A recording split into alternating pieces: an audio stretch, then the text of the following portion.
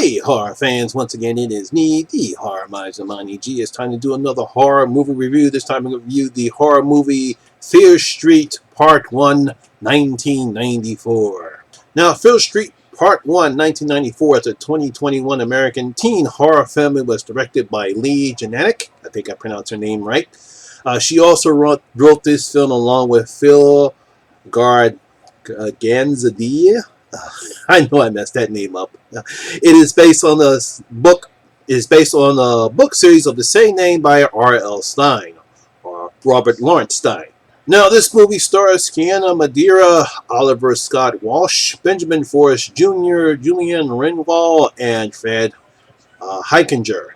Now, in this movie, a circle of teenage friends accidentally encounters the ancient evil responsible for a series of brutal murders that have plagued their town for over 300 years. Welcome to Shadyside. Now, famed children's horror novelist Robert Lawrence Stine, better known as R.L. Stine, who created the children's horror books Goosebumps, also created a series of teen horror stories called Fear Street.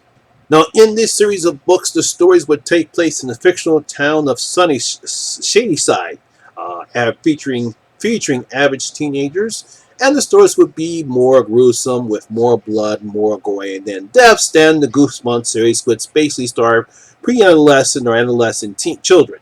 Now, obviously, after the success of Scream in 1996, Hollywood studios came a-calling, looking to cash in, and Hollywood Pictures bought the rights of the books in order to create a Scream-like franchise, because that's what Hollywood does. Let's try to do something that was successful so we can make money off of it.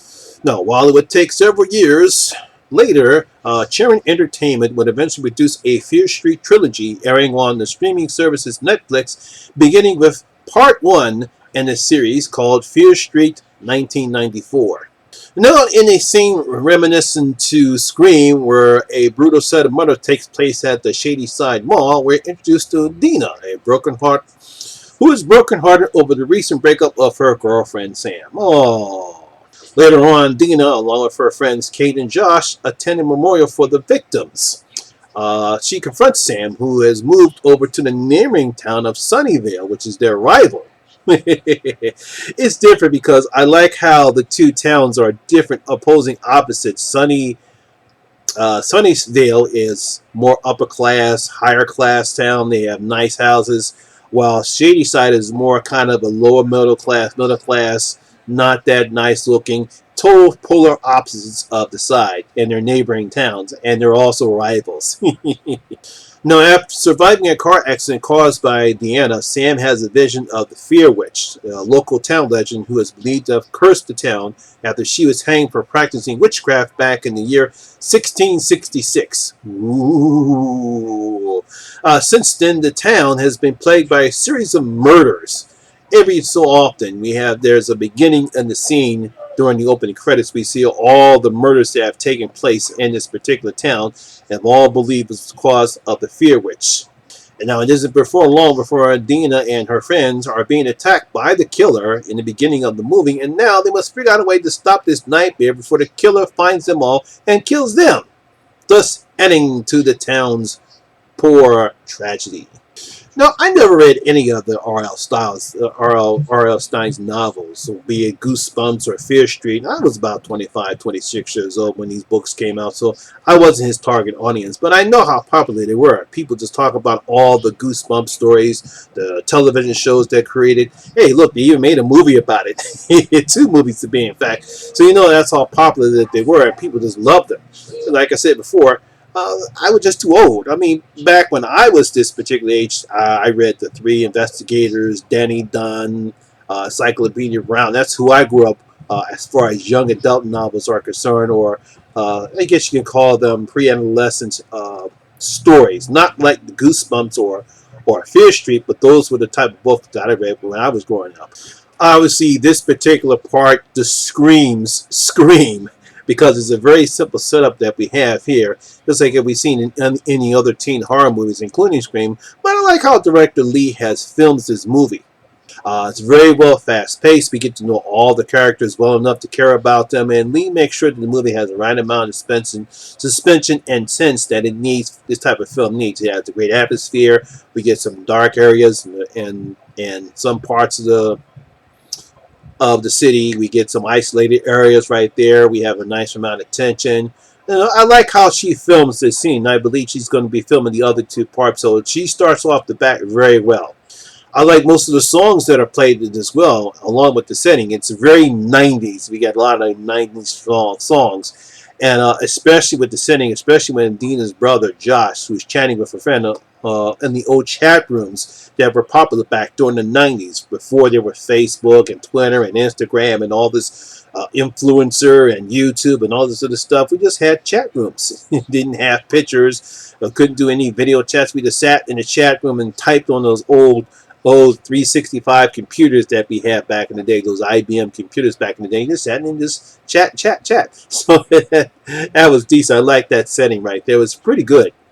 Also similar to Scream, I also like the fact that no one is safe in this movie, as anyone can be killed. And I also like the fact that the filmmakers didn't hold back on the gore and the blood. I mean, if you're going to do a movie like Scream, or you want to do a slasher film like Scream, you should not hold back on the gore. Remember, I'm talking to you, bye-bye man, with that green blood. I'm going to start ranting in a minute about that movie. Now, of course, some things happen in this film that wouldn't happen in real life, and I'm sure most people will be saying, where the hell are the parents at? But it didn't take away from my enjoyment of the film. And yeah, I know a lot of people be saying it's like, okay, you're getting away with a lot of shit here, because there's simply no way in the world these kids will be going here, going there, and going everywhere without any parents anywhere. The only parents that we see is the sheriff, that obviously he has some backstory we need to find out, because he does something right around the third act of the film that's going to probably should come back in the other two parts, which I'm waiting to see. Now, all the actors do a fine job in the roles, and I like the chemistry that Kiana and Oliver have as Dina and Sam. Despite how much Sam has hurt her, you can see that Deanna still loves her and will do anything to protect her. She goes out of her way to make sure Sam stays alive. There are some parts in the film where they have to do something, and Deanna doesn't want to do it, but then she says, okay, Sam says, and this has to happen. And I truly love that aspect, because despite the fact what we saw in the beginning of the film, how pissed off she was at Sam, she still loves her, she still cares about her. So I like that aspect. I like the two actresses in there. I thought everyone else, all the actors did a good job. I thought the young girl, I think it's Kate, the actress who played Kate, I thought she was good. The other guy, the white guy, I can't remember his name, but he was good. The character that plays Deanna's brother, Josh, he was good as well. They all did a fantastic job in this particular film. Being this is the first of a trilogy, I like how the film ended. You got a cliffhanger here, and I'm sure we'll be getting more of the Fair Witch and her backstory as we will move to 1978 for Part 2, which I believe will be airing next Friday, this coming Friday, on Netflix. So I'm going to give Fear Street Part 1, 1994, 3 out of my 5 bloody gold coins. 3 out of my 5 bloody gold coins. It was very entertaining. It was a nice little, nothing really fancy, nothing out of the way. It's not going to set the world on fire. It's not going to reinvigorate anything. It's just a nice, pleasant slasher film. Obviously, Scream elements all throughout this particular film. Obviously, when Part 2 comes up, that's going to be set at campground, summer camp setting, so a la Friday the 13th setting for the next one. So if they do a good job, I believe that they did a good job with this one. I believe they do a good job in Part 2. So there you have it. That is my review and video for Fear Street Part 1, 1994. I hope you enjoyed it. And if you did, please give it a thumbs up, like, and share, because it does help out with the YouTube algorithm. And if you did like this film, please make sure to leave a comment in the comment section below and tell me your thoughts about Fear Street as well. Also, if you're new here, please hit that subscriber button and ring that notification bell. That way you'll be notified anytime when I put a new video such as this one. Once again, my name is Lamont Smith, better known as the Horror Miser Monty G, and always remember that horror rules. Ha ha ha. I'll see you in my next video. I'm out.